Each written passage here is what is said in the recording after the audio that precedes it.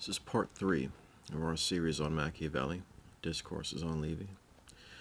Chapter 53, Machiavelli wrote that people deceived by a false show of advantage, who are moved by large hopes and brave promises of victory, will be led by that desire, which will be their ruin, unless they are again convinced by someone whom they trust that the course on which they are bent is pernicious, and will bring infinite danger and injury upon the state.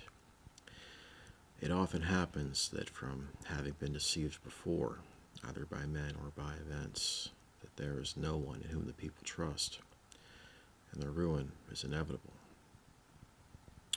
Chapter 4 of the second book, Methods in Making War. Whosoever makes war, whether from policy or ambition, means to acquire, hold what was acquired, and to carry on the war in such a manner that it shall enrich and not impoverish the state. It is necessary, whether for acquiring or holding, to consider how cost may be avoided, and everything done most advantageously for the public welfare. But whoever would do this must take the course and follow the methods of the Romans, which consisted, first of all, in making their wars great and short. For entering the field with strong armies, they brought to a speedy conclusion whatever wars they had with the Latins, the Samnites, or the Etruscans. There is a military-industrial complex. I don't mean to accuse any entity of sabotage, but the defense industry does have a financial incentive to support members of Congress to vote for war, and then keep that war going for as long as possible. Defense includes a lot of civilian employees across the congressional map, and investors. Anyone that can buy stock in the various companies can have an incentive to support war, regardless of its intentions, origins, actions, or consequences. We might think Iraq, Afghanistan, or even go back to Vietnam. The Gulf of Tonkin, the escalation of war, and new rules of engagement. In this video, I'm not able to give that subject the attention it deserves, but just to scratch the surface. Pilots could only fly specified routes. Surface-to-air missile sites couldn't be attacked while under construction, and then could only be attacked if they attacked first. The same situation for MiG fighters, as well as airfields being off-limits. Apparently Michelin even had a plantation of rubber trees that they didn't want damaged, so the war dragged on. Of course, we have to wonder if the whole thing could have been avoided. Ho Chi Minh was an OSS man during World War II. He wanted to make his country whole and was inspired by the Declaration of Independence. I could only guess, but there may have been the thought that France should keep their colonies to regain strength as a check against the Soviet Union and Europe. Instead of potentially having Vietnam as a great ally without firing a single shot, we pushed them to ally with the Soviets. Even now with Ukraine, the other option at the beginning would have been to carve it up at the river, east and west Kiev, meaning that the U.S. would occupy western Ukraine, establish a no-fly zone, provide aid for refugees, and be in a position to negotiate with Russia for compensation and caring for those refugees. It could be propagandized either way, as appeasement or severing a cancerous appendage. But if we're that worried about the Russians taking back Berlin, I'd say forget NATO. Western Ukraine as a separate entity could vote to join the U.S., and Congress could vote to accept them as a protective measure. Then you've got jurisdiction, the ability to investigate corruption in government and prosecute if necessary, and at some later date be given independence, possibly be reunified. It's idealistic, but it might be the value proposition. It may have de-escalated things. Of course, some people would look to Russia's GDP and laugh, while others would look to our national debt and worry. 31 trillion, which is $1,000 per second for a little over 983 years. meaning that the clock would have started when Lady Godiva rode naked on horseback through Coventry. There's two big questions. The first, could the U.S. get dragged deeper into the conflict via this Lend-Lease policy, as it may have during the First World War? And could the U.S. have a collapse similar to the Soviet Union?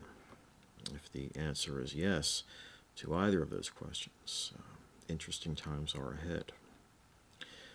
On the two types of war, the first seeks to extend its dominion and only wants the submission of their people, but wants them to retain their laws and property. The other species of war is when an entire people, with all the families of which it is made up, are driven out by famine or defeat and go in search of a new abode and a new country, not simply with the view to establish dominion over it, but to possess it as its own and to expel or exterminate the former inhabitants. Sallust spoke of this type of warfare and observed, in the wars of the Romans with other nations, the struggle was for mastery, but that always, in their wars with the Gauls, the struggle on both sides was for life. A prince or commonwealth, when attacking another state, will be content to rid themselves of only those who are at the head of affairs, but an entire people, set in motion in the manner described, must destroy all who oppose them, since their object is to subsist where those whom they invade have subsisted. We could go back to Iraq. Which of the two types of war was it? Was it for the liberation of the people of Iraq, which would qualify as the first, or was it the second, for the control of oil? There were three main policy decisions that are looked at. The first is avoiding an interim government. The second is the disbanding of the Iraqi military. And the third is the system of de-Baathification. On any reasoning for their decisions, I could only speculate, and I will. On the interim government, whether it would be beneficial to have something in place, some semblance of government where people could express grievances and have something to build off of. We might think of the government surrounding our first president, John Hanson, not George Washington. What would be considered the federal government of that time didn't have a lot of federal power, but it was an important step in building the country. There was also the argument that if the Iraqis built a sovereign government under Resolutions 1483 and 1511, that the United States could no longer serve as an occupying force. They could only remain if the new government allowed it, meaning that there was an incentive to stall the process and make sure a permissive government would take shape. On disbanding the military, the lack of security combined with high unemployment led to widespread looting. Iraqis could have been hired for construction, building infrastructure, and allowing them to put their country back together. Instead, there were no bid contracts to Halliburton. On de-Baathification, again, I could only speculate, but if you suppress Ba'ath Party members and the Sunni population, you could give the Shia and Kurds greater representation and make them feel indebted to American forces, and they might be more likely to follow American guidance. The other side of that, the area which would be considered Kurdistan, goes into Iran, which is a Shia majority country. So if America stepped out, Iran might try to fill that vacuum, and that's kind of what happened. Ahmed Chalabi was one of the architects behind de-Baathification and was more than likely working for Iran, possibly from day one. As an aside, chapter 31 of the second book, it behooves us, therefore, to remember how empty are the promises and how doubtful the truth of men in banishment from their native land. For as to their faith, it may be assumed that whenever they can effect their return by other means than yours, notwithstanding any covenants they may have made with you, they will throw you over and take part with their countrymen. Public support for the war was based largely on weapons of mass destruction. Also, I'm not sure exactly how it came to be, but there was a poll taken by CBS and the New York Times in September 2002, where it was about half of those who responded thought that Saddam was behind 9/11. There was also the notion that Saddam supported Al-Qaeda, which was also absolutely false. You might think the enemy of my enemy and so forth, but Saddam was kind of secular and a tyrant. The exact sort of thing that a fundamental Islamic group would target. In 2006, Bush declared that Saddam had no hand in 9/11, so that combined with finding no weapons of mass destruction, support for the war took a hit. The elephant in the room: 15 of the 19 hijackers had Saudi passports. The U.S. government had killed thousands of people, sacrificed thousands of their own, spent trillions of dollars, stripped away liberties, did everything imaginable for the sake of security. But there's no investigation that I'm aware of into the wealthy citizens of Saudi Arabia as a potential source of funding and recruitment for terrorism. And you can wonder why that is. On which path to take in Iraq? If it was for the liberation of the people, slay the sons of Brutus, those actually complicit in corruption of government, and then allow the people to make their own government under their own rules. It can be assumed that they would want to sell oil, and so deals would still have to be made, pipelines would still have to be built. If it was more for the total control of oil, you would need to kill them all and do it quickly, and then repopulate the land with your own people. Instead, they took this weird middle ground. Suppressing an interim government leads me to believe that they were trying to build something from the top down rather than the bottom up. Debathification and the disbanding of the military seemed like they were trying to slowly turn citizens into terrorists, to then be justified in killing them. On to chapter 23, that in chastising of subjects when circumstances required it, the Romans always avoided half measures. Such was now the state of affairs in Latium, that peace and war seemed alike intolerable. No worse calamity can befall a prince or commonwealth than to be reduced to such straits that they can neither accept peace nor support war, as is the case with those whom it would ruin to conclude peace on the terms offered, while war obliges them either to yield themselves as spoil to their allies, or remain a prey to their foes. To this grievous alternative are men led by evil counsels and unwise courses, and, as already said, from not rightly measuring their strength. Don't make war when you should make terms, and don't make terms when you should make war. The words of Camillus were as follows: the immortal gods have made you so entirely masters in the matter you are now considering, that it lies with you to pronounce whether Latium shall or shall not longer exist. So far as the Latins are concerned, you can secure lasting peace, either by clemency or by severity.